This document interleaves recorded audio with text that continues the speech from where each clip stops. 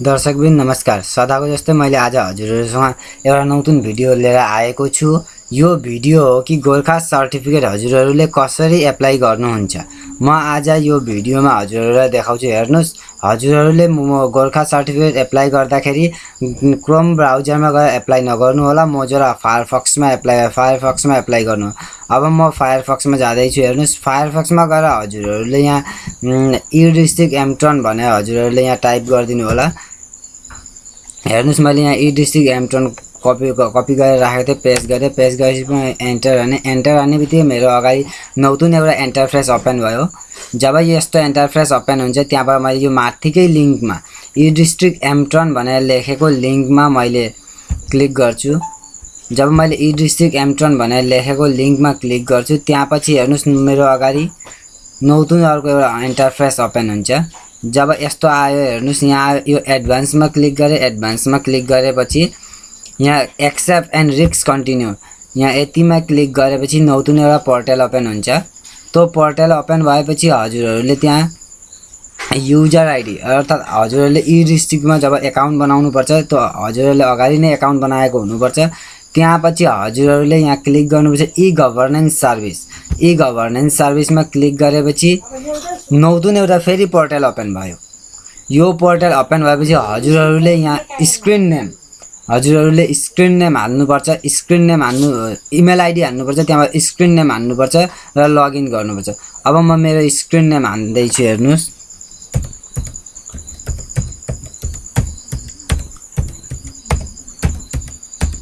अनि त्यहाँबाट screen name हालेपछि हजुरहरुले इमेल एड्रेस हालेपछि स्क्रिन नेम हाल्नुपर्छ।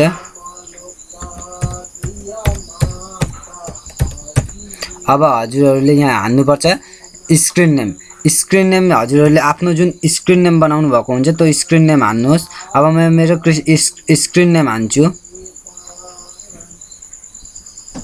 स्क्रिन नेम मेरो हाल्छु।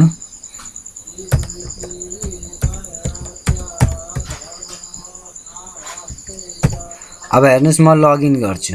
लगइन गरेपछि मेरो अगाडि कस्तो एउटा इन्टरफेस ओपन हुन्छ भन्ने कुरा हजुरहरुलाई म मजाले देखाइदिएको छु।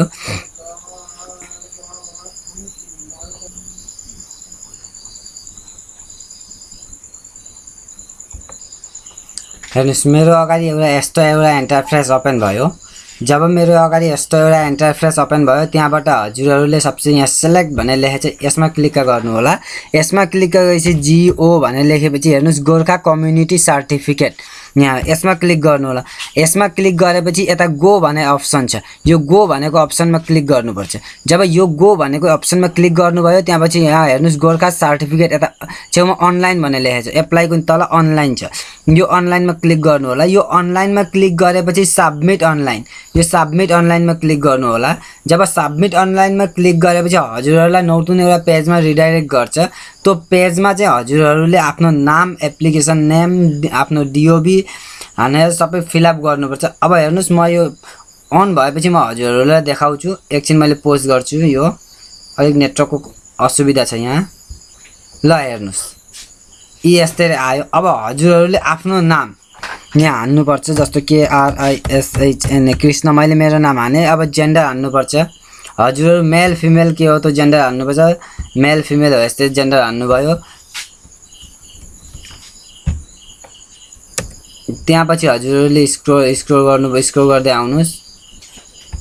हेर्नुस्, म स्क्रोल गर्छु। अब हेर्नुस्, अब मोबाइल नम्बर हाल्नुस्, यहाँ पेन नम्बर हाल्नुस्। यदि पेन नम्बर म्यान्डेटरी छैन, पेन नम्बर छ भने हाल्न सक्नुहुन्छ, यदि छैन भने नहाल्दा पनि हुन्छ। इमेल आइडी हाल्नुस्, त्यहाँबाट इपिक नम्बर छ भने हाल्नुस्। DOB हाल्नुस्, आफ्नो फादर्स नेम, मदर्स नेम हाल्नुस्। अब हेर्नु, म स्क्रोल डाउन गर्दै आउँछु तल। अब हेर्नुस्, यहाँ एड्रेस चाहिँ हाल्नुपर्छ। एड्रेस 1 2 दुईटै एड्रेस हाल्नुस्। अनि हजुर डिस्ट्रिक्ट सब डिभिजन त सबै हजुरहरुले फिलअप गर्नुस्। फिलअप गरेपछि त्यहाँबाट स्क्रोल डाउन गर्दै म तल आउँछु। हेर्नुस्, त्यहाँबाट हजुरहरुले अर्को एउटा काम गर्नुपर्छ। के काम भन्दा फोटो, हेर्नुस् यहाँ फोटो हजुरहरुको हाल्नुपर्छ। यहाँ DOB हजुरहरुको जुन Aadhaar card, PAN card, voter ID PDF size बनाएर हाल्नुस्। यहाँ पनि Aadhaar card, PAN card, voter ID any कुनै पनि एउटा PDF साइज बनाएर हाल्नुपर्छ हजुरहरुले। हेर्नुस् पापाको सर्टिफिकेट छ भने यहाँ पापाको सर्टिफिकेट हाल्नुस्, छैन नि आफ्नै हाल्नुस्। रिकमेन्डेसन अर्गनाइजेसन जुन हजुरहरूले गोर्खा सर्टिफिकेट जुन गोर्खा कम्युनिटीबाट हजुरहरूलाई रिकमेन्डेसन सर्टिफिकेट दिएको हुन्छ त्यो रिकमेन्डेसन सर्टिफिकेट यहाँ हाल्नुस्। त्यहाँबाट scan copy of Gorkha application form, यो फर्म मैले हजुरहरूलाई अझैसम्म देखाएको छैन, यो फर्म पनि म हजुरहरूलाई देखाउँछु। अनि हजुरहरू प्रिन्टेड यहाँ एनी तपाईँले एउटा 1 हाल्दै पनि भयो, 2 हाल्दै पनि भयो, जति हालिदिनुहुन्छ हजुरहरूले यहाँ हाल्न सक्नुहुन्छ। पेज अफ स्क्यान हजुरले कतिवटा पेज स्क्यान गर्नुभयो त्यो हिसाबले हालिदिनुहोस्। एक्जाम्पल हिसाबले मैले 2टा पेज स्क्यान गरेँ भने हाल्न पनि सक्नुहुन्छ। त्यहाँ यो क्याप्चा जस्तो छ त्यस्तै हाल्नुहोस्। त्यहाँ टर्म्स एन्ड कन्डिसन एक्सेप्ट गर्नुहोस्। त्यहाँबाट हजुरहरूले यो सबमिट गर्नुपर्छ। अब म हजुरहरूलाई देखाउन गइरहेको छु गोर्खा कम्युनिटीको जुन फर्म हुन्छ त्यो फर्म कस्तो हुन्छ हजुरहरू म अब देखाउन गइरहेको छु। यहाँ हेर्नुहोस् डाउनलोड ई फर्म भनेर यहाँ लेखेको छ। यो डाउनलोड ई फर्ममा क्लिक गरेपछि एकदम निचे आउनुहोस् हजुरहरू, एकदम तल आउनुहोस्। तल आएपछि यहाँ हेर्नुहोस् यहाँ गोर्खा कम्युनिटी सर्टिफिकेट भनेर लेखेको छ। यो गोर्खा कम्युनिटी सर्टिफिकेटमा क्लिक गरेर हजुरहरूले त्यो फर्म डाउनलोड गर्नुहोस्। डाउनलोड गरेर हजुरहरूले त्यो फर्म फिलअप गर्नुपर्छ। फिलअप गरेपछि स्क्यान गरेर मात्र हजुरहरूले त्यो फर्म त्यहाँ जुन गोर्खा कम्युनिटीको जुन मैले अघि देखाएको थिएँ त्यो फर्म त्यहाँ हाल्नुपर्छ। एकछिनमा यो पोस्ट गर्दैछु, मेरो अलिकति नेटवर्कको असुविधा छ। डाउनलोड भइहाल्यो। डाउनलोड भएपछि म हजुरहरूलाई देखाउँदैछु यो फर्म कस्तो हुन्छ। ओपन भएन त हो।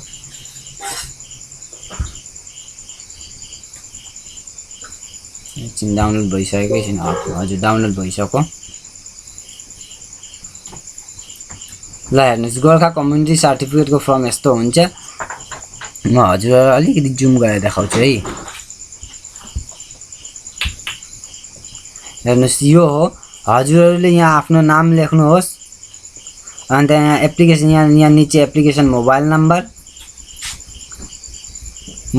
अनि हजुरहरूले यहाँ आफ्नो जेन्डर मेल फिमेल के हो, यहाँ DOB father's name mother's name, EPIC ID छ भने इपिक नम्बर भनेको अर्थात् हजुरहरूको भोटर आइडी नम्बर हो। इमेल एड्रेस छ भने छ, छैन भने पनि जरुरत छैन। यहाँ त्यहाँ एड्रेस फिल गर्नुहोस् 1 to 2 स्टेट फिल गर्नुहोस्, डिस्ट्रिक्ट सब डिभिजन सरकार अफिस मौजा village police station post office pincode यति फिलअप गरेपछि हजुरहरूले यहाँ राइट चिन्ह दिनुहोस्। टिक दिएर डेट लेख्नुहोस्, प्लेस लेख्नुहोस् र हजुरहरूले कसले एप्लाई गर्नुभएको हजुरहरूको सिग्नेचर दिनुहोस्। र अनि यो कपी स्क्यान गरेर हजुरहरूले अपलोडेड गर्नुपर्छ।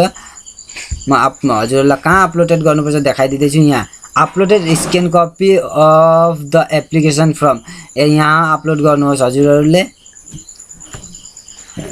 हजुरहरूलाई मेरो भिडियो राम्रो लाग्यो भने लाइक गर्नु होला, शेयर गर्नु होला, च्यानललाई सब्स्क्राइब गरिदिनु होला। र हजुरहरूलाई म देखाउँदैछु यदि हजुरहरूले गोर्खा सर्टिफिकेट एप्लाई गर्न सक्नु भएन भने, केही बुझ्नु भएन भने मलाई कन्ट्याक्ट गर्न सक्नुहुन्छ 995 यो नम्बरमा हजुरहरूले कन्ट्याक्ट गर्न सक्नुहुन्छ।